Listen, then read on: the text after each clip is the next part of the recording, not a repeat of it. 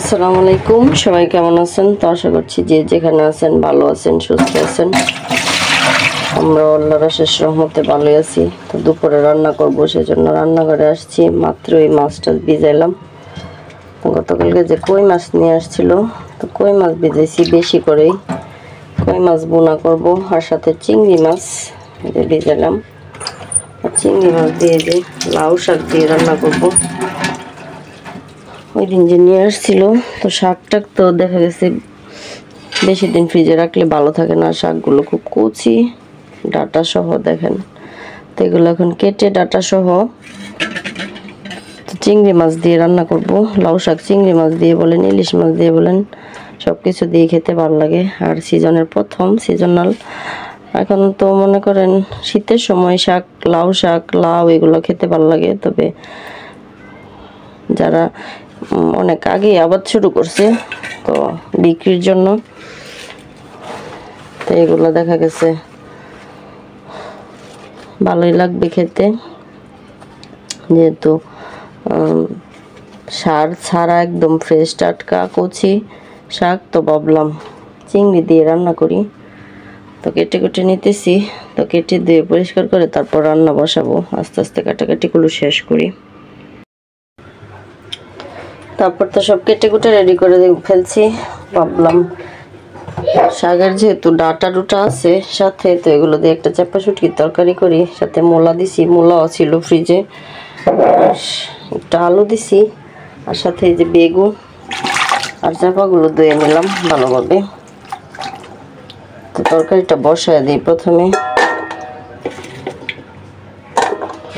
তো এই তরকারিটা বসায় তারপর আমি বাকি অন্য রান্নাগুলো একটা একটা করে রেডি করবো আর বসাবো। তো এত রান্না দেখা গেছে বেশি করে রান্না করতেছি, ছেলেদের জন্য দিব। ছেলেদের রান্না বান্না শেষ হয়ে গেছে। তো লবণ দিয়ে দিলাম পরিমাণ মতো। আর এখানে সব মশলা দিয়ে দিব। সব মশলা বলতে হলুদের গুঁড়া আর মরিচের গুঁড়া দিব। চাপার তরকারিতে তো দেখা গেছে বেশি মশলা দেওয়া হয় না, মরিচ আর হলুদের গুঁড়াই দিব। আর দিব মরিচের গুঁড়া আর রসুন বাটা দিব। দিয়ে ভালোভাবে কষায় নিব। একটু জাল একটু বেশি করে দিব। তো চাপার তরকারি দেখা গেছে জাল একটু বেশি না হলে খেতে ভালো লাগে না। সামান্য একটু সরিষার তেল দিব। তো সব মশলা একসাথে দিয়ে রসুন বাটাও দিয়ে দিলাম। আর চাপা শুটকি সব কিছু দিয়ে যে এখন মশলাটা ভালোভাবে কষায় নিয়ে সামান্য একটু তেল দিছি। চাপার তরকারিতে তেল না দিলেও চলে। তো দেখা গেছে আমি সবসময় অল্প করে দিই। তো কুকারে বসায় দিলাম। তো কুকারে দেখা গেছে আস্তে আস্তে হোক এটা। আর আমি এদিক দিয়ে বাকি রান্না চুলাই করে ফেলবো, যেহেতু চুলা একটা। তো শাকটা ধুয়ে নিই, চিংড়ি মাছ দিয়ে শাকটা বসাবো প্রথমে। তারপর কই মাছ বরফ ছেড়ে দিছে, এগুলো এখন ধুয়ে পরিষ্কার করে তারপর আস্তে আস্তে রান্না করি। তো মশলাটা তো ভালোভাবে কষায় নিছি, সুন্দর করে কষায় নিলাম মশলাটা। আর এখন তরকারিগুলো দিয়ে দিব। তো এখানে যা যা সবজি ছিল ফ্রিজে তাই দিছি।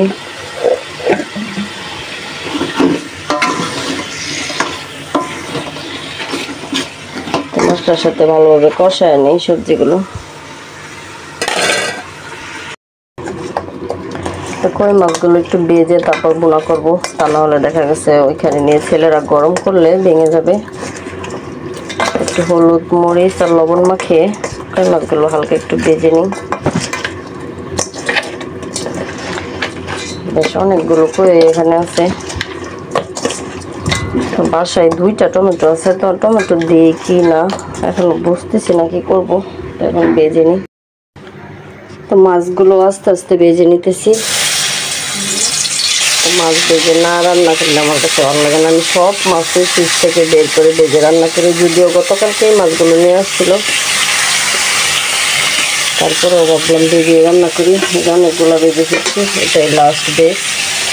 তো এগুলো বোনা করে ফেলবো। আর এখানে শুটকির তরকারি হয়ে গেছে, এই যে চাপা শুটকির তরকারি রান্না করে ফেলছি। আর এখানে ভাত বসায় দিলাম কুকারে। শাক রান্না করবো আর মাছ বোনা করবো, তাহলেই শেষ। তো কই মাছের বোনাটা বসায় দিলাম। আর এখানে ফ্রিজে দেখি 3টা টমেটো ছিল, তো 2টা দিয়ে দিলাম, আরেকটা এই যে রয়ে গেছে রেখে দিচ্ছি। আরেকটা দিয়ে ডাল রান্না করা যাবে আরেকদিন।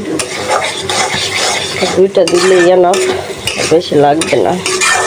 টমেটোটা ভালোভাবে কষায় নিই মশলার সাথে, তারপর মাছগুলো দিয়ে ঝোল দিয়ে দিব। এখন মাছগুলো দিয়ে দিব। টমেটো ভালোভাবে কষিয়ে মশলার সাথে আমি একটু ঝোল দিয়ে দিয়েছিলাম। আর একটা একটা করে মাছ দিয়ে দিই। একটু মাখো মাখো টাইপের তরকারি হবে এটা। তো ওইখানে নিয়ে সানি জামি আবার গরম করে খাবে, সেজন্য একটু ঝোল ঝোলে রাখবো। তো এখানে নিয়ে গরম করলে দেখা গেছে আবার ঝোলটা টেনে যাবে। মাছ তো অনেকগুলো, একটু বেশি করে রান্না করে দেই, যাতে একটু কয়েকদিন ভালোভাবে খেতে পারে। তারপরও 1 সপ্তাহ বা 10 দিন যায়, পরে আবার রান্না করে দিতে হয়। তো নামানোর আগে একটা কাঁচামরিচ দিব, আস্তে আস্তে হোক। তো কই মাছের তরকারিটা হয়ে গেছে। এখন বক্স বের করে নিছি, 2 বক্স। তো যেহেতু তরকারি অনেক বেশি, তো 2টার মধ্যে বেড়ে নিব আস্তে আস্তে। একবারে বেড়ে ফ্যানের নিচে ঠান্ডা করে তারপর ডিপ ফ্রিজে রাখবো। তো আস্তে আস্তে বাড়ি, তা না হলে মাছ ভেঙে যাবে।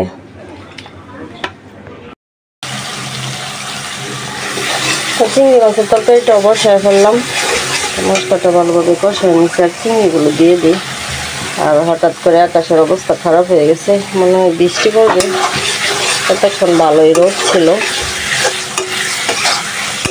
এখন মনে হচ্ছে বড় করে একটা জ্বর হবে, এরকম অন্ধকার হয়ে গেছে।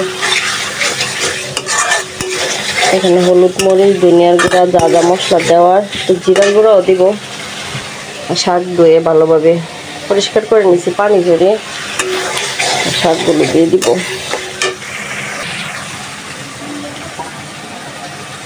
শাকগুলো দিয়ে দিই। শাকগুলো না ঢেকে রান্না করব, তাহলে সবুজ সবুজই থাকবে আর দেখতেও সুন্দর লাগবে। কালারটা সবুজ সবুজ থাকলে তো দেখতে সুন্দর লাগবেই। আর যদি ঢেকে রান্না করেন তাহলে শাকের কালার একদম নষ্ট হয়ে যায়। আর শাক বেশিক্ষণ রান্না করতে হয় না, বেশিক্ষণ চুলায় রাখলে এমনিতেই কেমন জানি কালারটা ফ্যাকাশে হয়ে যায়।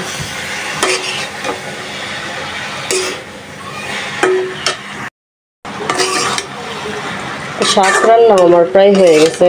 এই যে সবুজ সবুজ রয়েছে, যে দেখেন না দেখে সবসময় এভাবে শাক রান্না করলে দেখা গেছে শাকের কালার একদম ঠিক থাকে। তো এখন নামিয়ে ফেলবো, আর রান্না বান্না শেষ। আর বাহিরে বৃষ্টি শুরু হয়ে গেছে, এই যে গুড়ি গুড়ি গুড়ি গুড়ি গুড়ি গুড়ি বৃষ্টি পড়তেছে।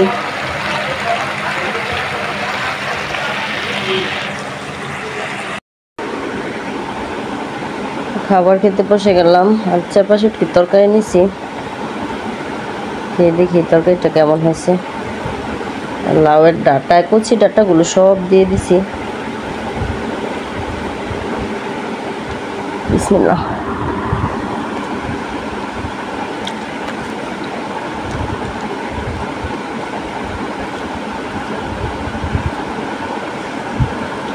অনেক মজা হয়েছে তরকারিটা, তেমন জাল হয় নাই, জাল কম হয়েছে, জাল একটু কম হয়ে দিছে আজকে।